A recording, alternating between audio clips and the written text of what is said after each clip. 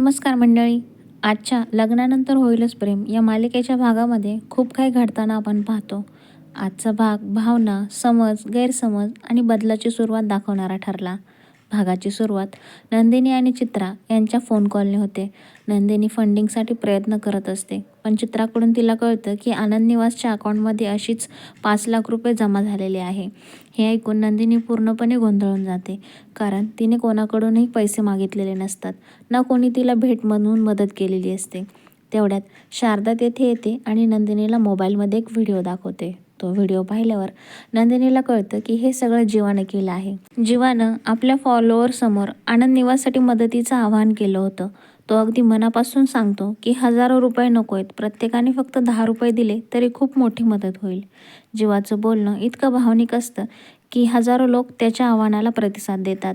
शारदा नंदिनीला समजावते की अवघ्या काही दिवसातच जीवानं हजारो लोकांची मनं जिंकली, पण तुझं मन त्याला जिंकायला आलं नाही. त्याला अजून वेळ लागतोय. नंदिनी काही न बोलता हे सगळं ऐकून घेते, पण तिच्या मनात जीवाबद्दलची दया आणि आपुलकी हळूहळू वाढायला लागते. दुसरीकडे पार्थ देशमुखच्या ऑफिसमध्ये एका मोठ्या आणि महत्त्वाच्या प्रोजेक्टची मीटिंग सुरू असते. या प्रोजेक्टला सिक्सर असं नाव दिलेलं असतं, कारण त्यामध्ये 6 सुविधा असतात. मीटिंग चालू असताना काव्या टिफिन घेऊन येते, कारण पार्थ घरीच टिफिन विसरलेला असतो. काव्याचं येणं रम्याला अजिबात आवडत नाही आणि ती तिला सगळ्यांसमोर सुनावते, पण काव्या संयम राखते, सॉरी म्हणते आणि निघून जाण्याचा प्रयत्न करते. मात्र याच मीटिंगमध्ये पुढे काव्या जे बोलते ते संपूर्ण वातावरण बदलून टाकतं. क्लायंट प्रोजेक्टमध्ये काहीतरी वेगळं हवं असल्याचं सांगतात, तेव्हा काव्या पुढे येते आणि सांगते की या घरामध्ये घरातल्या स्त्रीसाठी एक खास जागा असायला हवी. तिचं म्हणणं असतं की स्त्री लग्न करून सासरी येते तेव्हा ती सगळ्यांसाठी जगते, पण स्वतःसाठी मात्र जागा करायचंच विसरून जाते. काव्या फार सुंदर शब्दात सांगते की वर्क फ्रॉम होमची खोली ही कामासाठी असते, पण घरातल्या लक्ष्मीसाठी म्हणजेच सुनेसाठी एक अशी जागा हवी जिथे तिने स्वतःसाठी श्वास घेऊ शकेल.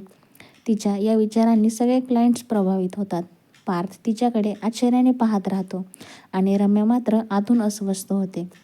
काव्याची ही कल्पना ऐकल्यानंतर प्रोजेक्टचं नाव बदलण्याचा निर्णय घेतला जातो. सिक्सर ऐवजी काव्या इंद्रधनुष्य हे नाव सुचवते.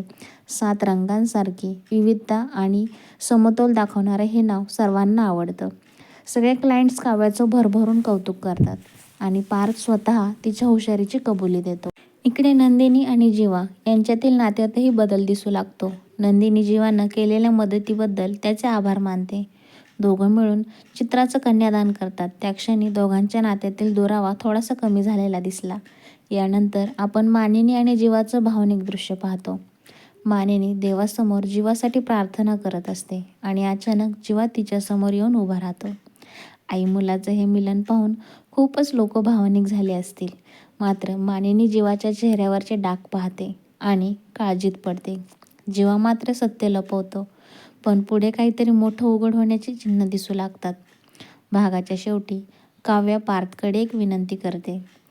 तिच्या IAS परीक्षेचं सेंटर लांब असल्यामुळे तिला सोडायला यायला सांगते. या प्रवासात गैरसमज दूर होतील का हा प्रश्न निर्माण होतो. एकूणच आजचा भाग भावनिक, अर्थपूर्ण आणि पुढील घडामोडींची चाहूल देणारा ठरला. उद्याचा भाग आणखी रंजक असणार आहे, त्यामुळे पाहत रहा लग्नानंतर होईलच प्रेम. अशाच डेली अपडेटसाठी आणि रिव्ह्यूसाठी चॅनलला सबस्क्राईब नक्की करा मित्रांनो. भेटूयात पुढच्या भागामध्ये. तुम्ही तुमचा अनमोल वेळ देऊन रिव्ह्यू चॅनलवरचा हा व्हिडिओ पाहिलात त्यासाठी मी तुमची मनापासून आभारी आहे. तुमचं या रिव्ह्यूबद्दल जे काही मत असेल ते कमेंटमध्ये नक्की कळवा मित्रांनो. भेटूयात आपण पुढच्या भागामध्ये. तोपर्यंत धन्यवाद.